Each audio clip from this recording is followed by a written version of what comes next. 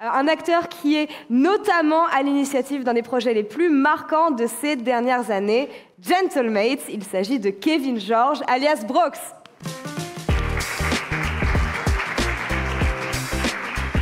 Comment ça va?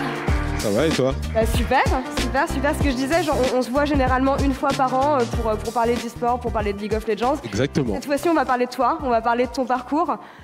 Joueur pro, cofondateur de Vitality, t'es parti du coup faire d'autres projets, t'as construit ta marque en tant qu'influenceur, t'es vraiment devenu une personnalité et plus qu'être connu pour ce que t'as fait dans les sports, t'es vraiment connu, t'as vraiment évolué pour être connu en tant que marque à part entière.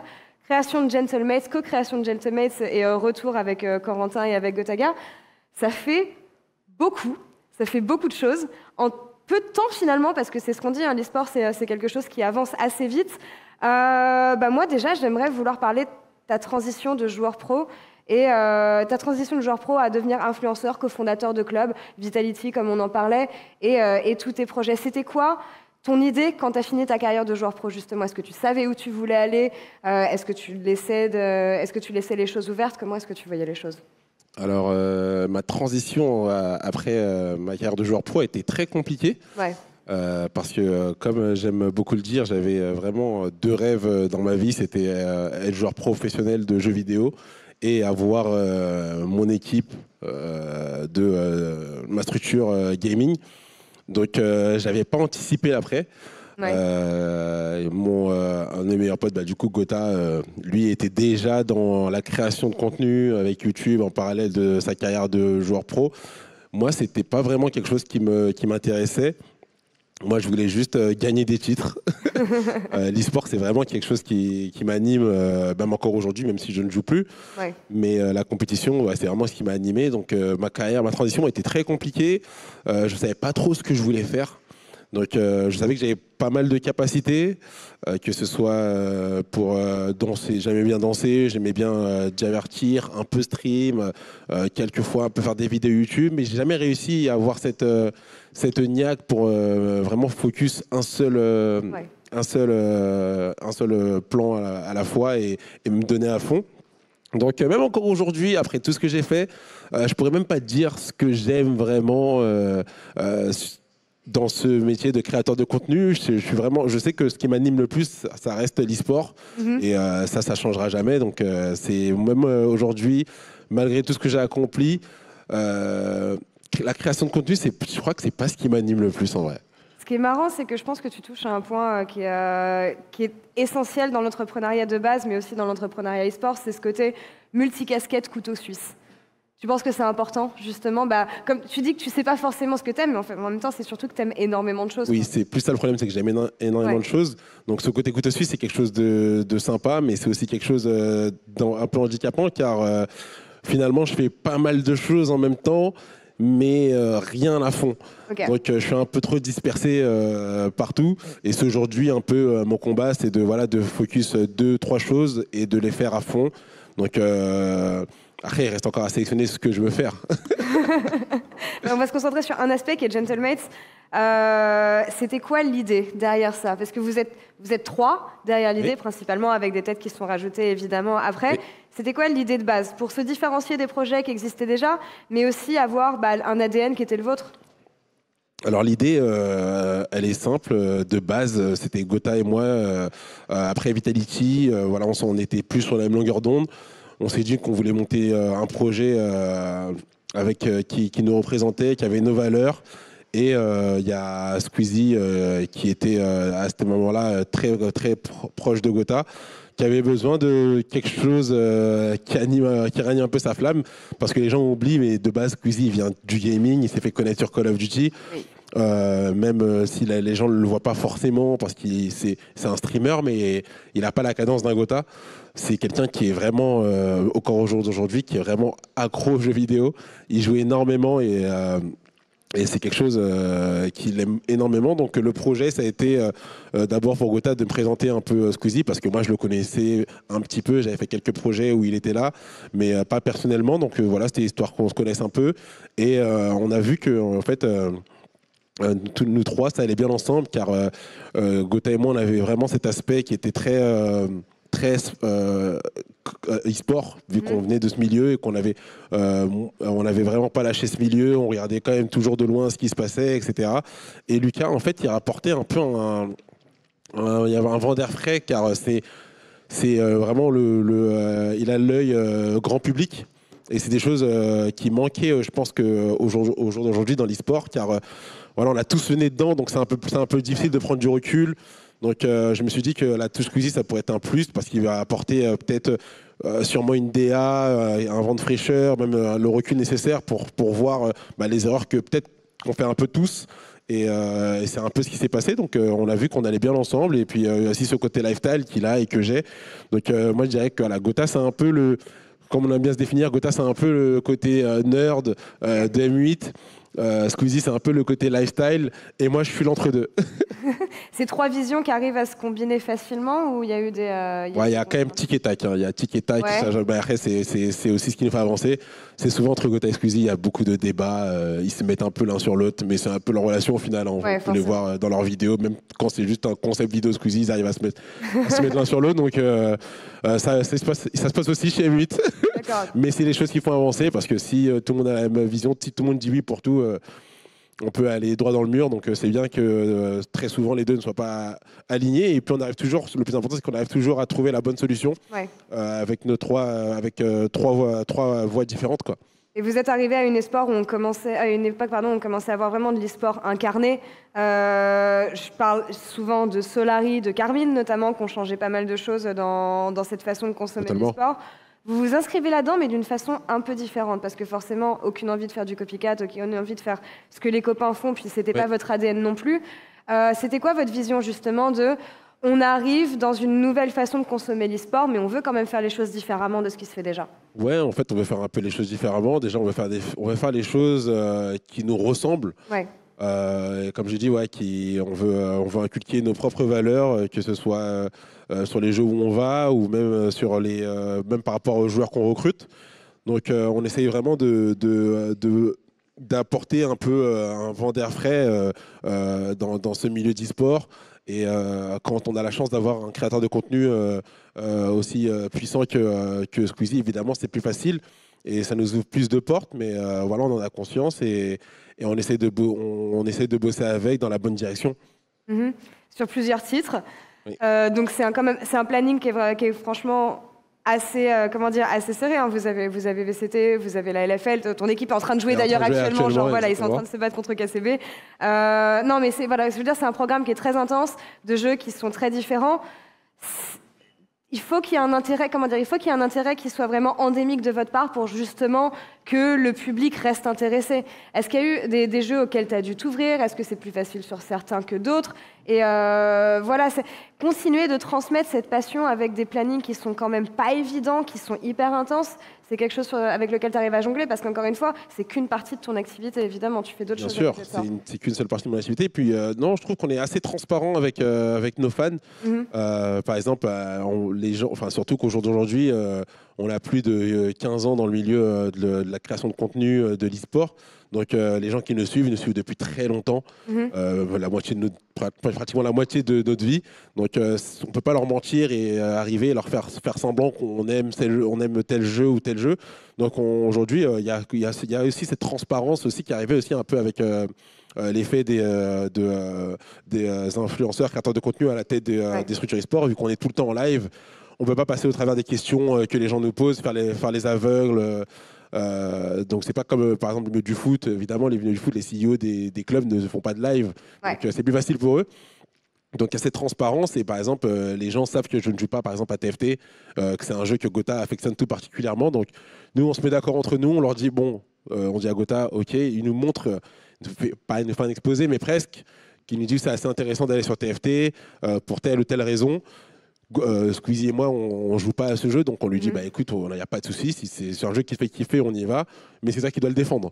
Donc là, Gotha, il est très content, il assume, il défend, comme des jeux comme par exemple Age of Empires, où, moi je joue pas.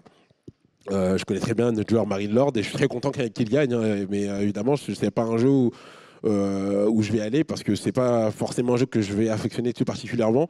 Donc non, on a quand même cette entente et cette transparence envers nos fans et ils nous respectent aussi par rapport à ça, je pense. Il y a un jeu que tu affectionnes particulièrement, sur lequel vous aimeriez bien potentiellement aller ou... Un jeu de tir. Ouais, forcément. Ouais, ouais, ouais. Oui, bien évidemment. Bah, Ouais. moi, je m'en cache pas. Hein.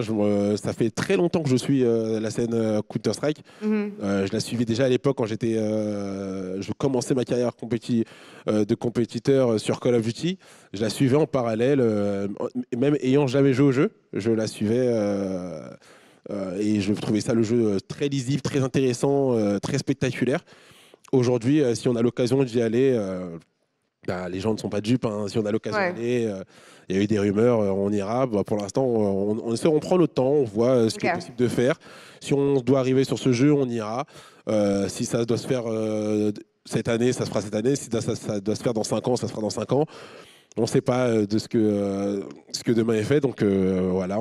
Mais en tout cas, c'est un jeu, oui, bien sûr, que je suis, même encore aujourd'hui, même malgré qu'on ne soit pas dessus. Je suis les aventures de Vitality, un peu comme tout le monde, Ouais. avec grand Zinedine Zivo et le légendaire Apex. Donc pour l'instant, bah, c'est les Français qui représentent la scène. Enfin, c'est les Français qui nous représentent sur la scène CS, donc Mhm. on suit et on soutient quand même malgré tout. Puis ouais, Vitality, c'est quelque chose que j'ai créé, donc ça me fait aussi plaisir de voir Vitality Ouais. aussi puissant sur une scène aussi mythique que CS, quoi. J'imagine. J'imagine. Avec ton expérience d'ancien joueur pro, est-ce que tu es proche du sportif, mine de rien, de certains joueurs? Est-ce qu'il y a des approches ou des expériences ou des choses que tu as pu vivre, tu vois, en tant que joueur, que tu as envie d'implémenter chez Mate ou que tu as eu envie d'implémenter chez Mate? Bah, c'est ce qui est génial, c'est que Gotha et moi, on a été joueurs Ouais. professionnels.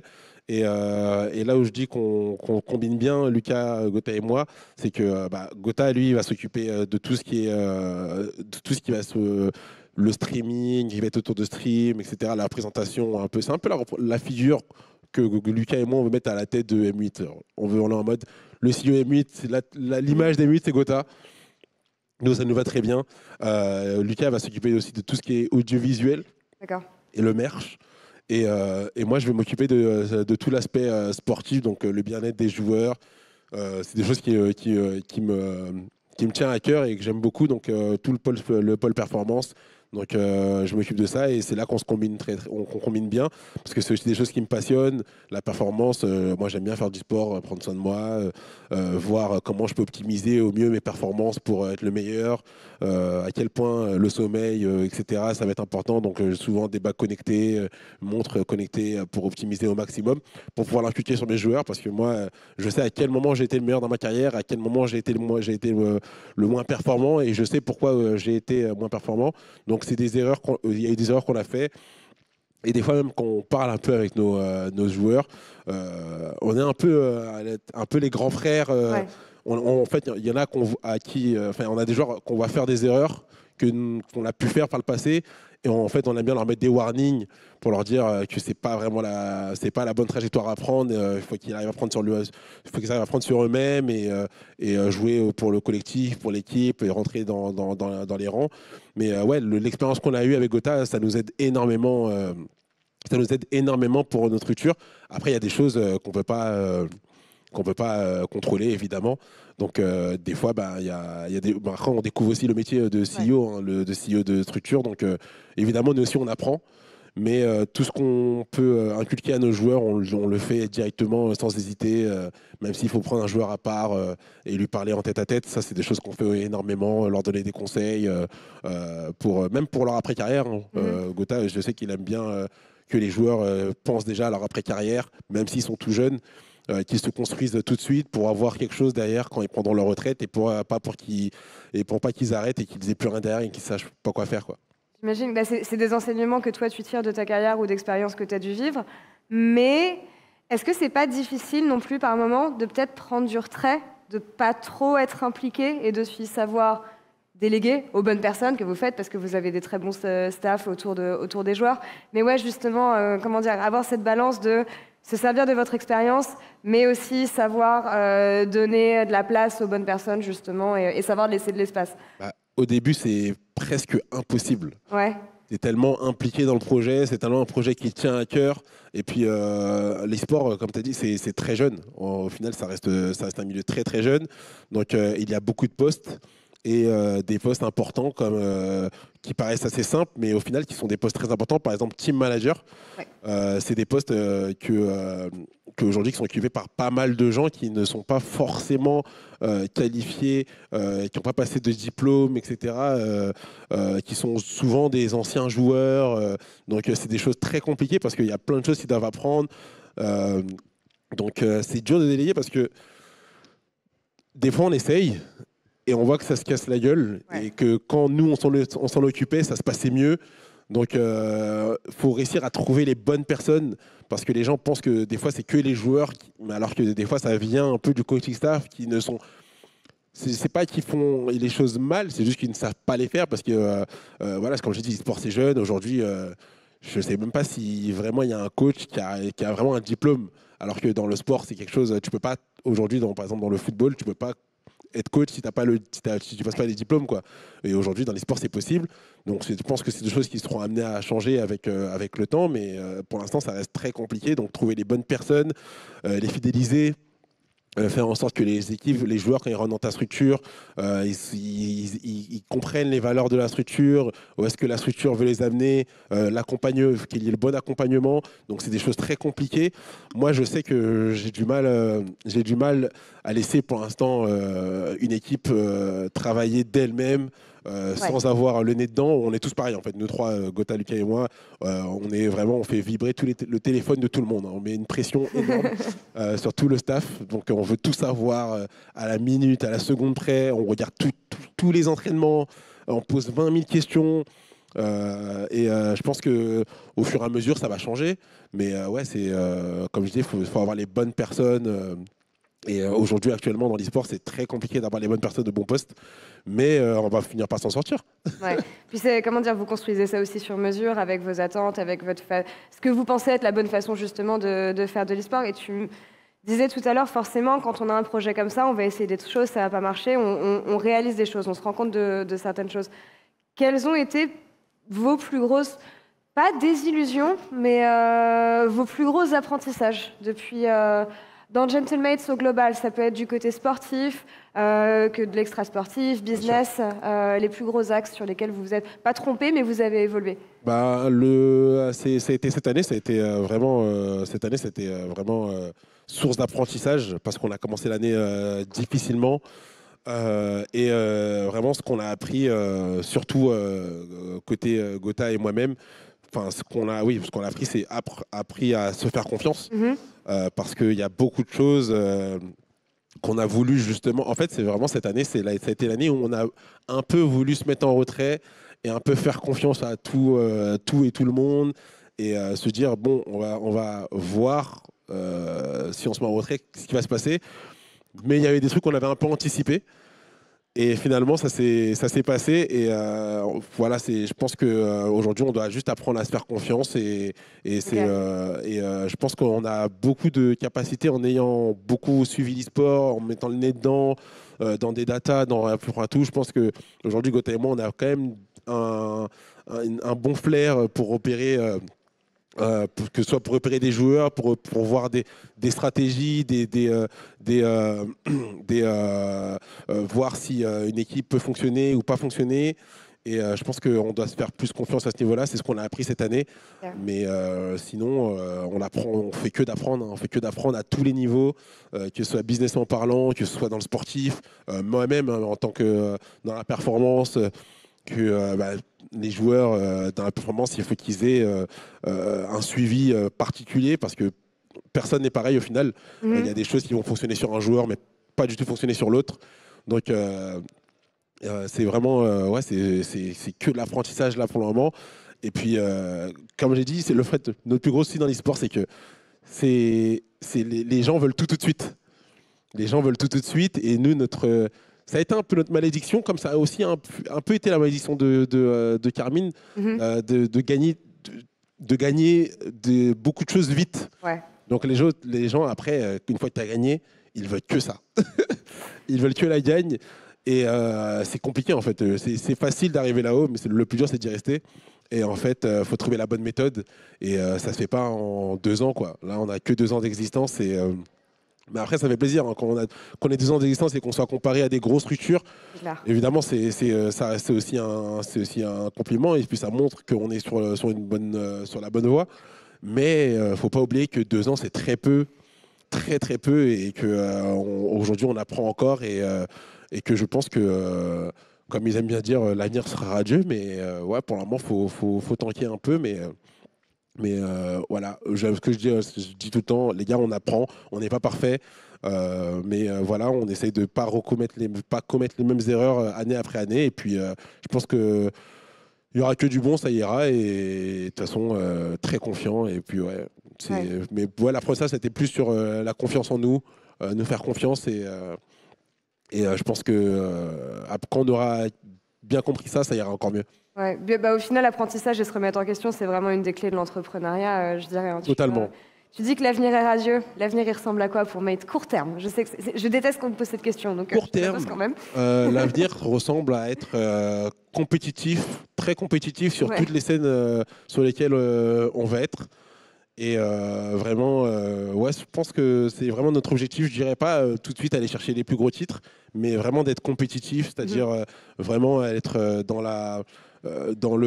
j'aimerais bien être dans le top 4 de pratiquement toutes les ligues où on sera, quoi. Une dernière question pour toi, parce que une des premières choses dont on a parlé, c'était ta reconversion. Tu me disais c'était difficile, c'était difficile. Aujourd'hui, si tu pouvais te donner un conseil, si tu pouvais parler à la personne que tu étais à l'époque, avec toute l'expérience que tu as emmagasinée aujourd'hui, avec tout ce que tu as fait, qu'est-ce que ça serait? Le jeune Brox qui va prendre sa retraite après Code. Je lui dirais, n'écoute pas les gens, fais-toi confiance. Et peu importe ce que tu feras, tu seras toujours critiqué. Mais tant que toi, tu es en accord avec ce que tu fais, fonce et donne-toi à fond dans tout ce que tu fais. Je pense que c'est un conseil que toutes les personnes qui veulent entreprendre dans l'histoire, évidemment, peuvent suivre ici. Brox, merci beaucoup. C'était un plaisir. Vous pouvez l'applaudir. Hein. Un parcours exemplaire. Merci beaucoup. Merci beaucoup. Merci beaucoup.